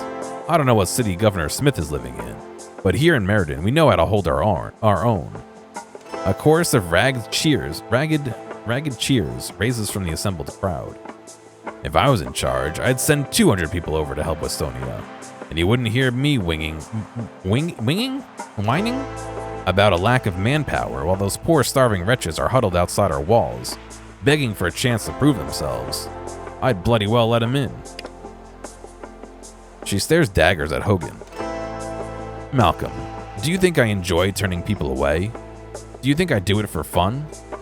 She gives the crowd her best "can you believe this shit" look. I keep others out so that our community remains fed and safe. You can keep your cushy home. Oh, so you can keep your cushy home. She turns to Connor. I regret the situation we both find ourselves in. Deeply I do. But Meriden offers aid. But if Meriden offers aid, any at all, you have to meet me halfway here. Angela, I can't. He massages his temples. When he speaks, it's with a sense of wonder. I can't believe I wasted all this time away from my home, my family, all to try to get help from the saddest sacks of shit in West Oz. He laughs weakly and spots you in the crowd. You see my side, don't you? You lost everything to those fucking raiders. Help these so-called leaders understand. I think you should head home, mate. Make sure you have enough time to get your family somewhere safe. Salute him with your beer, but otherwise do nothing. Appeal to Angela, he's right. His home is going to be destroyed. Appeal to Hogan, can't you do something for him? What kind of influence do you think I have, mate? Don't look at me. I think you should head home. Make sure you have enough time to get your family somewhere safe. He laughs, the sound eerily close to hysteria. You don't get it either. All of Westonia is my family. Angela sighs, her gaze softening in a manner that seems oddly rehearsed. What if the same people who are threatening Westonia we see pulled the guards from our walls and attacked us instead? I have to do what's right for Meriden. I say we can help our Westonian friends, not by pulling our guard from the walls in an untenable defense, but by bringing Westonia's people inside our walls. He holds up a hand to forestall the mutterings of the crowd. We can't do it for free, but perhaps if they'd agreed to a period of indentured servitude, like many of our own fine townsfolk have done, we could see a way to food and boarding for the people. He turns to Connor. We can draw up contracts in the morning. Help us help you. Oh yes. Either die or become a slave. That sounds good. He stares at Hogan for a moment, then looks around at the rest of the crowd. I can't believe this. He takes one step back. You enslave the unborn children of people who owe you a debt, and you want us to opt in? Is that your offer of help? Hogan's face goes red, but his rebuttal is interrupted. You open your mouth, I'll fucking deck you. He looks at you with a mixture of rage and pain. You made me think there were some decent people in this town who would listen to reason. Our tragedies are a sport to them, something they can play off against each other to score points. His laugh is strangled. You're as fucked as I am, mate. Humanist, leave Westonia, but don't sacrifice your dignity by becoming Ditos. Become a scavenge of the wastes that suffocate here. If it'll help, Brookton will step aside and give you our place here in Meriden. Oh, I can't do that. Are you... He shakes his head in disbelief. Are you fucking kidding me? Spouting off about our dignity when you're safe behind these walls? And not lifting a finger to help us out? I mean, you got yours and the fucking rest, right? And fuck the rest, right? He looks between you and Mick and sneers. I see how it is, you piece of shit. Malcolm tries for joviality and fails. I wouldn't call working to pay off your debts suffocating. Are you really willing to give up on this great opportunity? On a future for your people? Because some dickhead from beyond the black stump thinks dignity is worth more than your life? His laughter hurts your ears. So we're stuck between idealists who think death is freedom from tyranny, and money-grubbing assholes who want to profit off our misery. 100 years of mutual assistance pissed away in 10 seconds. He clenches his fists. Your city's gonna burn, and you'll have no one but yourselves to blame. I'm willing to hear your insults, but I won't let you threaten Meriden. She raises her hand, and her guards step forward.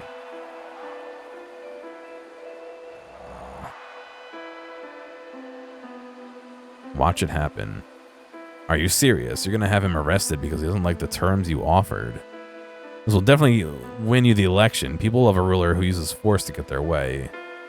Step in to defend Connor. Is this sarcastic? It seems like it is. She turns to you. Spoken like someone who's never had to make a difficult decision. Guards, please escort the Westonian elsewhere. He's free to leave the city, or find a gutter to pass out in, as long as it's not anywhere near me. The fight has all but left him. but he still musters the energy to laugh. I heard a lot about Meriden as a kid, you know. How it was this big, safe place where kids could run for ages and never reach the other side of town. He chuckles. But now I see Meriden for what it really is. A breeding ground for the most heartless, gutless wonders I've ever had the misfortune to meet. He gestures at the crowd with his face, a rictus grin. Rictus? I don't know that word. Rictus, a fixed grimace or grin. One day, I hope you're in my shoes, watching a bunch of show ponies, useless show-offs, parade around the yard while everything you care about burns to the ground. He looks around, making eye contact with as many people as he can. And when you are, I'll laugh. I'll laugh my fucking ass off.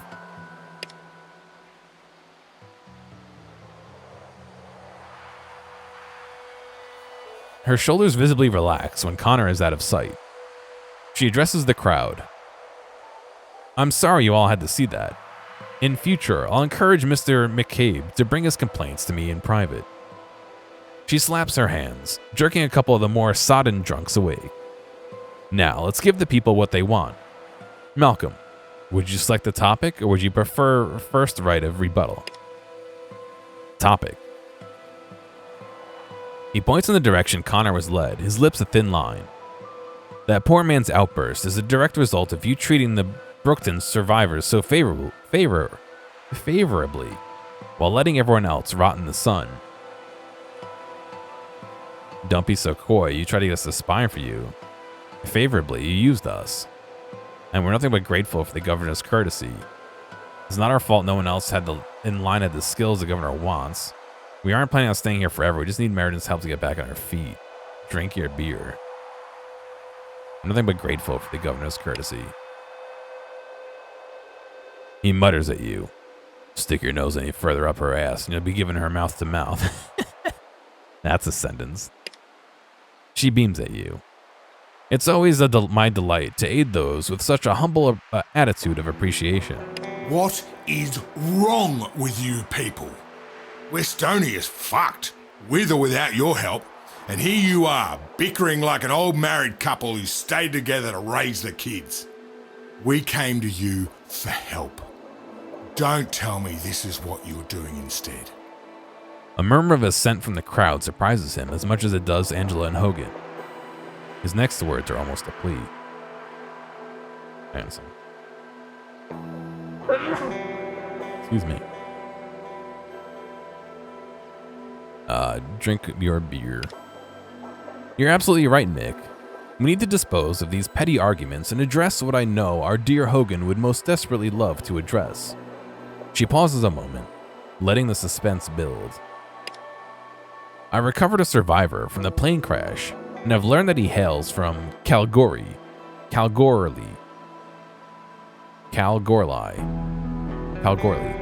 I've been speaking to him privately to learn of their plans and see if they know anything about the threats that currently face Westonia. Malcolm goes through several different expressions before he's able to speak, his skin tone changing from pale white to red to a sickly haunted green. What were you thinking? Kalgoorlie could obliterate us without a second thought, and you took one of them hostage? He sucks in a deep breath. We gotta find out what they want, and fast. Her laugh is hollow. You poor narrow-minded buffoon. There are more things in heaven and earth. The prisoner has escaped. Uh-oh.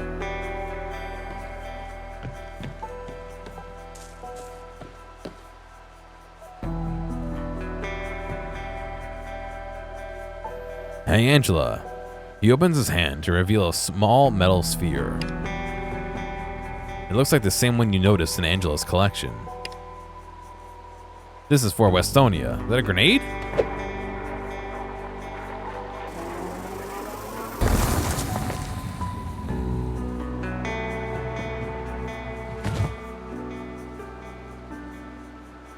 Mick!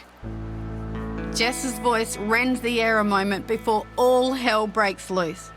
In the ensuing chaos, You hear her pitiful cry drowned out by screams and shouts as the terrified townsfolk flee the area. Mum! Sarah comes running, doctor's bag swinging wildly in her grip. She assesses the scene in an instant and grabs Jess in a quick hug. I'm here, sweetheart. Then she falls to her knees, working quickly but with steady hands to staunch the bleeding from Mick's head and ears.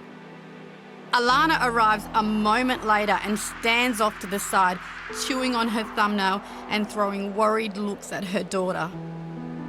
The radio at Sean's hip crackles to life.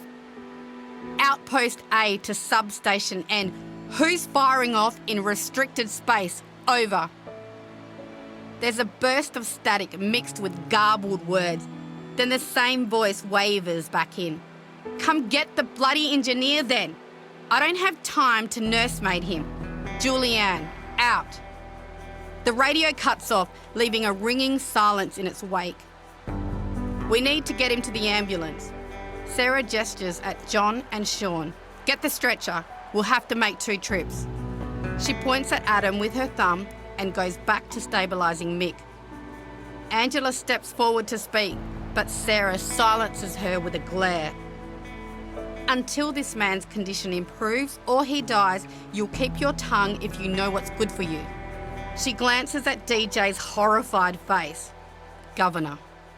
Angela bows her head and steps back next to Hogan, the two of them watching in silence while Mick's blood streams into the hungry soil.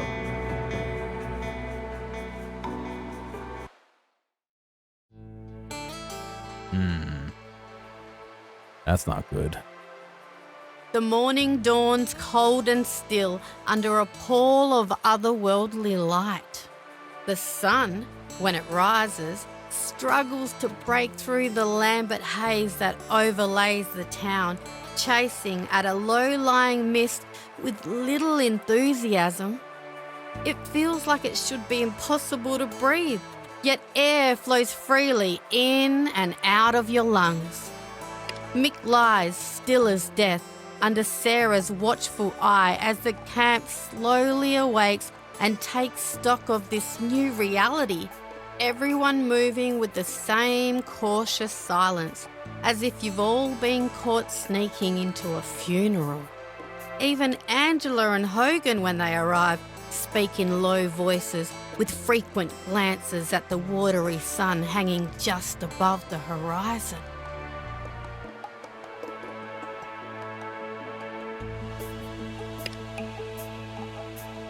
I trust you all slept well. Even though you live in Australia, this is too much accent for you. Interesting. I trust you all slept well. Mad snorts. Angela ignores her. We must discuss today how we plan to address this recent change in our circumstances. She turns to Sarah. Dr. Taylor, what is your prognosis for Mick and the... She pauses, her eyes flickering towards the ambulance. Magician. Sarah looks like she's still standing due to sheer willpower alone, but her voice is as strong as ever. Mick's got a brain bleed. Soft gasps and murmurs greet her words. I'm doing what I can, but it isn't much. There's no telling when he'll wake up, if he wakes up, or whether he'll retain any of his previous cognitive functions. She lifts one slender shoulder with an air of apology. I guess it's kind of like when people do like the overly exaggerated New Yorker accent, like, hey, I'm walking, you know, like, yeah, not really, people don't really sound like that. Your magician friend should be fine. No swelling or bruising that I can see. Seems like he just overexerted himself. He'll need a few days to recover, but should be awake soon enough. Very well. We'll have to wait for answers. I understand. In the meantime, there's the matter of the escaped Calgary agent to address. Connor's being held inside the bank. I suggest he be your first port of call moving forward. Are you kidding? Sean said. His words split open the hushed silence of the day. Mick is dying and you want to talk to some bloke who you let escape? You want to talk about some bloke. Mick's not dying. Fucking Oath Sheen, you've got some nerve. Yeah, blah, blah, blah. No one let him escape. Connor must have broken him out. He throws his hands up in the air. Mate, I'm not in the mood to argue semantics. She licks her lips, then puts the back of her hand to her mouth. When she lowers her arm, she's regained her composure. Keeping Scott Measure locked inside the bank vault was a tactical oversight. If the device he provided to Connor was any indication of Calgori's power. Tactical oversight? Mate, it was bloody short-sighted. They could wipe us off the map in a split second if they knew we kidnapped and interrogated one of their own. Save the moral outrage, this isn't the campaign trail. He stabs a finger at Angela. She's the one who treats everything like a war when she's fighting single-handed. Seeing that he's not winning any support from the others, however, he simmers down with a scowl. Sounds like you guys are in a real pickle. DJ's voice trembles with exhaustion, but he seems determined to speak. Mick needs help first, though. I'm sure Jet would have something in Corda to help him, somehow. He looks down at his hands, at the traces of Mick's blood under his fingernails that he hasn't quite been able to scrub away. Sarah said it herself. She's tapped out, and so am I. It's time to call in the big guns. Sounds like Corda's a go, then. I've heard Southern Cross has some tech still working from before. She looked at Sarah, who nods slowly. Could be worth a peek. Have you just forgotten about Cole? She glances at everyone in turn. I love Mick like a dad, yeah? But Cole's been missing since the attack, and no one's done a fucking thing to find him. He could be hurt, or dead in a ditch somewhere. And if he is dead, he'd want us to have his stuff. She crosses her arms. Send someone else with the medicine. The little man needs us. A strangled laugh escapes Ella. Mad looks at her sister as if she's grown a second head. Is this what we've come down to? And Mick's not even a day out of commission and we're squabbling like a mob of fucking cockatoos? I want to hear from him. It takes a moment for it to sink in that her immaculately painted fingernail is pointed at you. The line of succession is clear. Mick brought gear to me as someone who could solve my problems and get Brookton the help it needs. Otherwise, I will also accept the opinion of Dr. Taylor. Despite my desire to capture Scott Measure and bring him to justice for the vicious attacks, Mick must be our first priority. Measure can wait. Hogan looks like he wants to speak, but folds his arms instead. Sarah, what do you think? Mick is my patient. She nods at DJ. I'd try Corda first. She turns to Ella, who's frowning. What if Corda doesn't work? Southern Cross will be our second stop. Oh, if what Corda has doesn't work, Southern Cross will be our second stop. All right, let's go then. Be careful, all you. Rest and wait. Resting allows your party to gain some health and recover from certain status effects. Some locations will charge you to rest, and the amount of rest restored can vary. Resting passes 8 in-game hours. Waiting will pass however many hours it takes to change between day and night, but doesn't heal any HP. Some characters and quest events might only appear at night.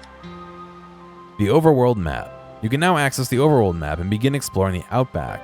Select the compass button or 0 to open it. Okay, world map. Select 4 companions. Oh boy, okay. Oh, we gotta level up everyone too. Okay. Well, you know what? I think I've been streaming for 3 hours. I think that's all I'm gonna do for today. But I'm gonna do more of this. Probably either tomorrow or Monday. I'm going to do some more. So yeah. I appreciate you guys coming out to watch. Thank you again. I will remind you that this is a sponsored stream by Tiny Build. the, I believe, publisher for this game. So thanks to them again for giving me the opportunity. And yeah, I'll catch you soon. Oh no, I can't mouse out to OBS. There we go. You guys have a good one. I'll catch you later.